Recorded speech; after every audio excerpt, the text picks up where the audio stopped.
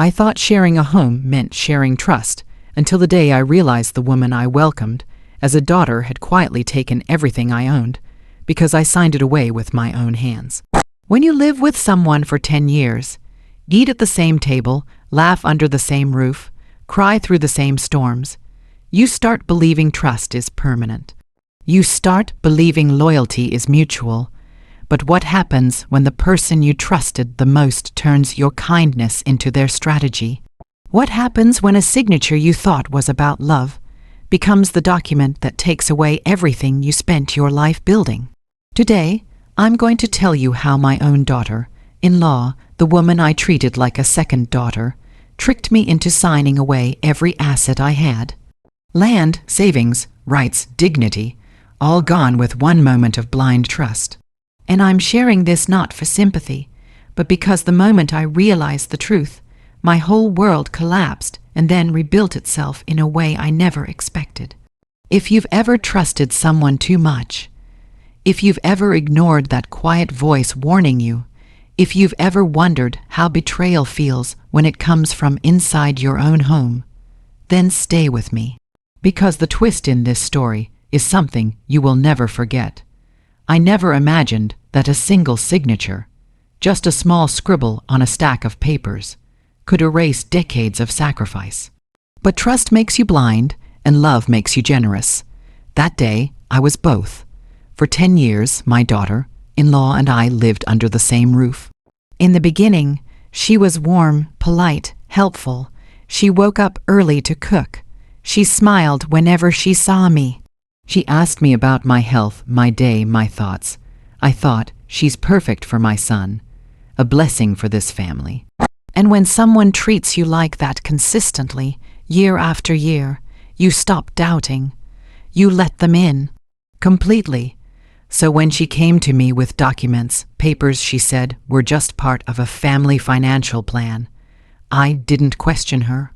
She spoke softly, respectfully, almost lovingly. She said, "Baba, this is just to help us organize the household expenses. You don't need to worry about anything."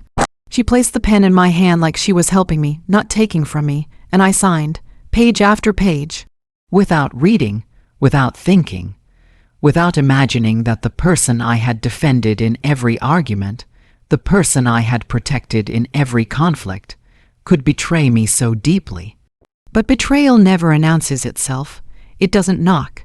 It slips in quietly, dressed as trust. A few months later, the storm hit. I went to the bank for a routine matter, something simple, but the moment they asked me to verify ownership of an account I thought was mine, my hands froze. My signature was there, but the name attached to ownership was hers. I felt the air leave my lungs. I felt like the walls around me were closing in. So I went home with a trembling heart and confronted her. And she smiled, not a nervous smile, not an apologetic smile, a confident one, a smile that said, "You're too late." She told me everything had been legally transferred, that I had knowingly signed, that there was nothing I could do now. In that moment, I learned something brutal. The sharpest knife is the one someone warms you with before stabbing. I looked at my son for support, but he stared at the floor, silent, controlled, afraid of losing his marriage, afraid of confronting the truth, afraid of choosing between loyalty and convenience. I felt betrayed, not just by her, but by him, by my own blood. The next weeks were the darkest of my life. I walked through my own home feeling like a guest. Every wall reminded me of my foolishness. Every corner echoed what I had lost. Some nights I couldn't sleep. Some nights I cried quietly so no one would hear. I wasn't just robbed of money. I was robbed of dignity, of ownership, of trust. But life has a strange way of revealing who you are when everything is stripped away. When you lose everything, you gain clarity. When you are betrayed, you gain wisdom. When you are pushed down, you learn to rise with a strength no one expected. So I left that house. I walked away from the place I built. I walked away from the people I sacrificed for. And you know what? Leaving was the first step to reclaiming myself. I found out something powerful. I may have signed away my possessions, but I didn't sign away my ability to rebuild. I didn't sign away my worth. I didn't sign away my future. Pain taught me boundaries. Betrayal taught me independence. Loss taught me abundance. Because once you've had nothing, everything becomes precious again. Today, I'm not telling this story as a victim. I'm telling it as a reminder: be kind, but don't be blind. Be giving, but don't be naive. Trust, but never without understanding what you're signing literally and emotionally. Because sometimes the people living under your roof are not living in your heart. They're living in your shadow, waiting for the right moment to step into your place. Trust is not something that comes automatically with time. You might live under the same roof with someone for years, share meals, laugh at the same jokes, celebrate birthdays, and endure hardships together. And yet that passage of time does not guarantee loyalty, honesty, or integrity. When I reflect on the 10 years I spent with my daughter-in-law, I realize now that I mistook familiarity for certainty and comfort for commitment. Every morning, I would see her preparing breakfast, smiling at me politely, asking about my health, about my day, about my thoughts, and I believed that these gestures were proof of genuine care. I believed that a decade of shared experiences meant she would never deceive me, that living together for so long created an unbreakable bond. I had convinced myself that love and trust were permanent, that time itself solidified loyalty, but I learned that time only reveals character. It does not create it. In those years, I allowed my assumptions to blind me. I thought that because we had shared tears and laughter, she would naturally act in the family's best interest, that her intentions would align with mine simply because we had coexisted for so long. I watched her move gracefully through the home, helping, assisting, sometimes even going out of her way to make things easier. And I interpreted these actions as proof of honesty. But trust is not a habit. It is an earned responsibility, and one cannot assume that repeated gestures of kindness are always what they seem. I was living under the illusion that time guarantees loyalty, and that illusion became the doorway for betrayal. We all want to believe in the people closest to us. We want to believe that sharing the same space, sharing meals, and living through the same daily routines is enough to know someone's heart. But the heart is a private world, and cohabitation does not grant access to it. I allowed myself to feel secure simply because she had never given me a reason to doubt her. I interpreted the absence of confrontation, the absence of overt malice, as proof of alignment. I thought 10 years meant she had learned the values of the family, that she respected the legacy of what we had built, that she would honor our shared history. I was wrong. The mistake I made was assuming that time, on its own, guarantees morality. I assumed that by observing her over the years, I had seen the essence of her character. But people can wear masks that time polishes. Habits can be rehearsed, smiles can be trained, attentions can be calculated. I failed to look beneath the surface. I failed to test her trustworthiness in ways that mattered. Instead, I relied on appearances, and appearances can be deceiving. I relied on a sense of comfort, a sense of routine, a sense of what I wanted to be true rather than what actually was. And that desire to see the best blinded me to the reality that trust is earned through transparent actions, through accountability, through the willingness to demonstrate integrity consistently and openly, not just through the passing of years. When she came to me with the documents asking me to sign, I trusted her without question. I trusted her not because I had carefully considered her intentions, but because I had allowed 10 years of cohabitation to convince me that she was above deceit. I didn't pause, I didn't ask the difficult questions, I didn't verify, I didn't investigate, I didn't think beyond the familiarity. I thought that because we had shared our lives, our bond would protect me from harm. This was my greatest error, the moment when familiarity disguised manipulation, when time disguised intent. I now understand that every relationship, no matter how long it has lasted, must be tested through actions that reveal true priorities. A decade of smiles cannot replace a single instance of honesty. A year of polite conversation cannot replace a moment of integrity, and a lifetime of shared meals cannot replace vigilance. Trust is fragile, and it is a conscious choice made every day through transparency, openness, and accountability. It cannot be assumed based on proximity, history, or shared space alone. I learned that people can share the same home and yet walk entirely different moral paths, that they can appear aligned with your values while secretly preparing to take advantage of your goodwill, and that the passage of time often gives a false sense of security that masks the reality of intentions. Looking back, I realized that I equated 10 years of living together with 10 years of loyalty. I equated familiarity with moral alignment. I equated routine and comfort with truth and transparency. These assumptions made me vulnerable, and they allowed someone I trusted to maneuver a strategy that would ultimately rob me of everything I had built. Time had taught me many things, but it had not taught me how to recognize genuine trust from well-practiced performance. I had been blind to the subtle signs, dismissing small inconsistencies, small manipulations, small hints of self-interest, all because I had convinced myself that time automatically built character.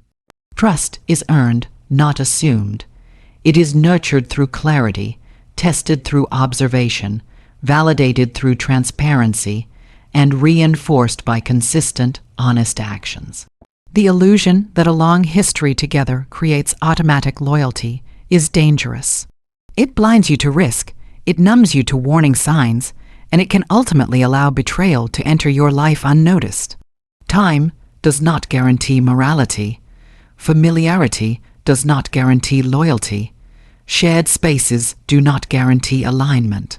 Trust requires deliberate choice, vigilance, and verification, and it is one of the most valuable lessons life can teach when it is too late to protect yourself. Blind generosity is a dangerous path, one paved with good intentions, but often ending in loss if caution is ignored. From the very beginning, I had wanted to give everything I had to my family, not just materially, but emotionally, mentally, and spiritually.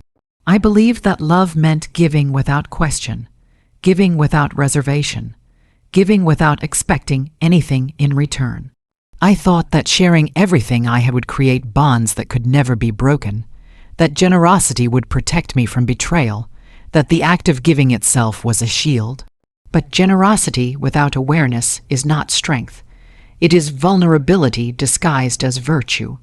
I learned this in the harshest way possible when my own daughter-in-law, the woman I had welcomed into my home with open arms, used my generosity against me to strip away what I had spent a lifetime building. For 10 years, I gave without hesitation. I shared the house, the finances, the family traditions, even my own personal space and routines, thinking that in doing so I was creating a life of harmony and trust. I believed that kindness and openness were the highest values I could practice, and I took pride in how I had nurtured those around me. I cooked meals, I helped solve problems, I mediated conflicts, I gave advice, I supported every decision, and I never asked for repayment or recognition. In my mind, love was an investment without interest, a gift without strings, a protection for the family I cherished.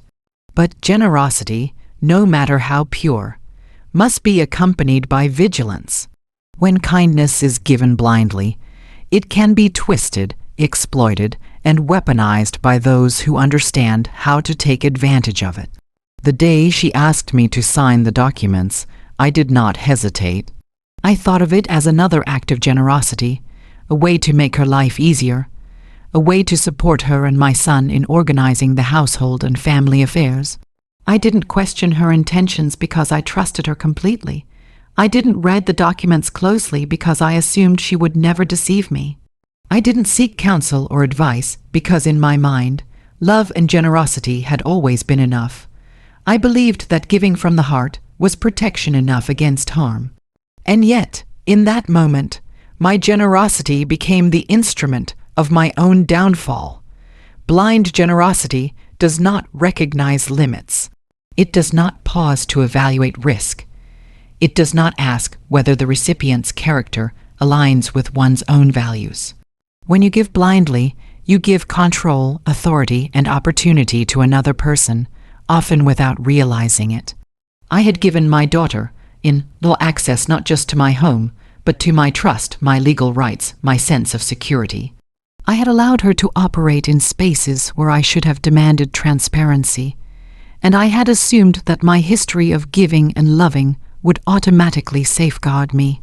Generosity can be a powerful force, but it must be accompanied by discernment. Otherwise, it becomes a blindfold that obscures manipulation, deceit, and hidden agendas. Over time, I began to notice subtle shifts. Small comments that seemed innocent, small requests that seemed reasonable, small adjustments that initially appeared helpful. All of these were signs, yet I ignored them. I told myself that generosity required patience and understanding, that love required sacrifice, that trust required suspension of doubt. I thought that any doubt or questioning of intentions would indicate a lack of faith, a lack of love, or a lack of understanding. I was wrong. Generosity without boundaries is not kindness. It is exposure. It opens the door for others to step in and claim what is not theirs, often leaving you unaware until it is too late to intervene. I now realize that generosity is only as safe as the awareness that accompanies it. Giving should not mean surrendering your judgment. Offering help should not mean abandoning caution. Being kind should not mean ignoring potential consequences. My experience taught me that acts of goodwill, when unexamined, can become the very instruments that rob you of your stability, your possessions, and your dignity. I believed that my intentions alone were sufficient protection, that my love alone could prevent harm, that my trust alone could shield me from betrayal. But generosity alone cannot prevent manipulation. It cannot enforce honesty. It cannot replace scrutiny. When I finally understood the magnitude of what had happened, I traced every document, every signature, every moment I had given freely without question. I realized that generosity, while noble in spirit, had been exploited systematically. Every smile, every act of helpfulness, every request I had honored had built a path for her to take what she wanted without resistance. My willingness to give without limits, without verifying intentions, without ensuring accountability, had allowed her to quietly maneuver a takeover of my assets, my rights, and my security. Generosity is a virtue, but unguarded generosity is dangerous. It can cloud judgment. It can mask deception. It can be used as a tool against the giver. When you give blindly, you invite risk, and often you are the last to recognize it. I learned that generosity must be guided by awareness, must be informed by discernment, and must always be protected by clear boundaries. Love is not weakened by caution. Kindness is not compromised by vigilance. Giving is not diminished by attention. In fact, true generosity is strongest when it is coupled with clarity, understanding, and verification, because only then can the act of giving uplift without endangering, empower without exposure, and nurture without being exploited. Looking back, I understand that my intentions were pure, but my approach was incomplete. I thought that love alone was protection, that open hands were enough to secure the family, that trust alone could safeguard all I had built. Generosity without awareness had left me exposed. It had blinded me to subtle manipulations and quiet strategies. It had created opportunities for betrayal that I never imagined, and it had allowed someone I loved to transform my kindness into a weapon against me. Generosity is not weakness, but blind generosity can be devastating, and I learned that the difference between protection and vulnerability often lies in the presence of discernment, vigilance, and boundaries. Betrayal does not arrive with warning bells or flashing signs. It creeps in quietly, disguised in the most familiar forms, wearing a mask of loyalty and speaking the language of love. The cruelest betrayals often come not from strangers, but from those closest to us, the people we invite into our lives, our homes, and our hearts. I had spent 10 years opening every corner of my life to someone I trusted completely, and yet I was blind to the subtle manipulations that were quietly unfolding before me. It was not a sudden act of treachery that struck me. It was the slow, deliberate unraveling of everything I had worked for, orchestrated by someone I had never suspected could act against me. Betrayal, I learned, does not break the rules. It exploits them, and it thrives in the shadow of blind trust. At first, the signs were almost imperceptible. A small shift in tone, a hesitation in her words, a tiny omission here and there. I dismissed these moments, attributing them to stress, to miscommunication, to the complexities of family life. I wanted to believe that our long history together meant loyalty was automatic, that cohabitation for a decade guaranteed alignment in values, that shared meals and laughter were proof of genuine character. I told myself that the foundation we had built over 10 years was strong enough to withstand any minor inconsistencies. But betrayal does not begin with grand gestures. It begins with subtle adjustments, little manipulations that go unnoticed until it is far too late to stop them. When she brought the documents for me to sign, I did not sense the danger. I did not feel the tremor of deception beneath her calm voice. I did not notice the careful arrangement of words that concealed her true intentions. I trusted her because I had always trusted her, because 10 years had created an illusion of safety, because love had convinced me that honesty was automatic. In that moment, betrayal was not dramatic or violent. It was legal, quiet, and invisible. My signature, freely given, became the instrument of my own undoing, a silent agreement that handed over my rights without my understanding, without my awareness, without my consent in any meaningful sense. The realization did not come all at once. It arrived gradually, like the slow peeling of paint to reveal a hidden rot beneath. First, it was a phone call from the bank questioning ownership. Then, it was the paper trail of accounts, property transfers, and signatures I did not fully comprehend. Every document I looked at, every form I traced, confirmed the same horrifying truth. I had been betrayed not violently, not with force, but with calculated patience and the knowledge that I would never suspect it. Betrayal, I discovered, is not loud. It is cunning, patient, and dressed in the guise of normalcy. It thrives on your generosity, your love, and your assumptions. The emotional impact of betrayal is unlike any other pain. Physical loss can be quantified, but betrayal seeps into the corners of your soul, leaving you questioning every interaction, every gesture, every word you once trusted. I began to relive every conversation, every exchange, every act of kindness, searching desperately for the moment I should have seen it, the clue I should have noticed. I wondered how someone I had loved and protected could use my own trust against me, and I realized that the cruelty of betrayal lies not in the act itself, but in the fact that it was invisible, orchestrated under the guise of normality. You can be robbed of money, but betrayal robs you of certainty, of peace, and of the faith you place in others. I looked at my son, expecting some form of support, some recognition of the injustice, but I was met with silence. His hesitation, his fear of confrontation, his reluctance to choose between loyalty to his spouse and his family, left me feeling isolated, abandoned, and doubly betrayed. Betrayal is contagious.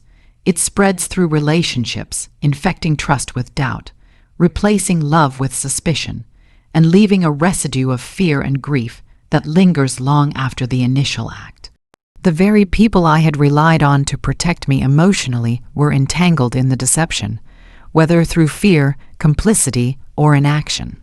It was a revelation that loyalty is not universal, that love is not guaranteed, and that betrayal can arrive from the very place you expect the least. Over the following weeks, the weight of betrayal pressed down on me in ways that were almost physical.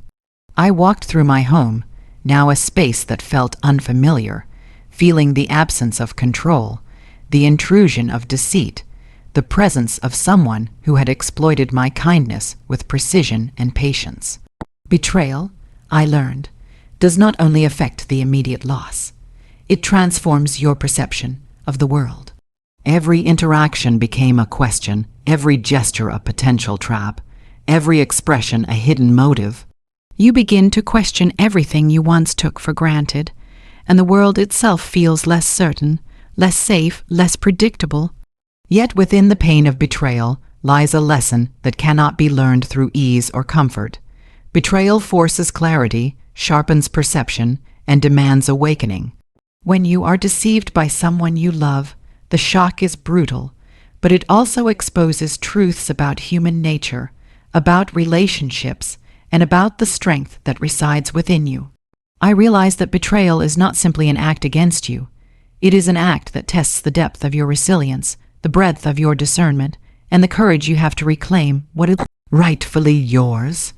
It forces you to confront the uncomfortable truth that trust must be earned continually, that actions matter more than history, that character is revealed in critical moments rather than assumed through proximity or time, and that the absence of vigilance is the invitation for betrayal to flourish. Walking away can be one of the most difficult decisions a person will ever face, especially when it involves family, home, and everything you have invested emotionally and financially over the years. For 10 years, I had poured myself into building a life that I thought was shared with love, respect, and mutual trust. Every corner of the house, every decision, every memory was intertwined with the people I cared for.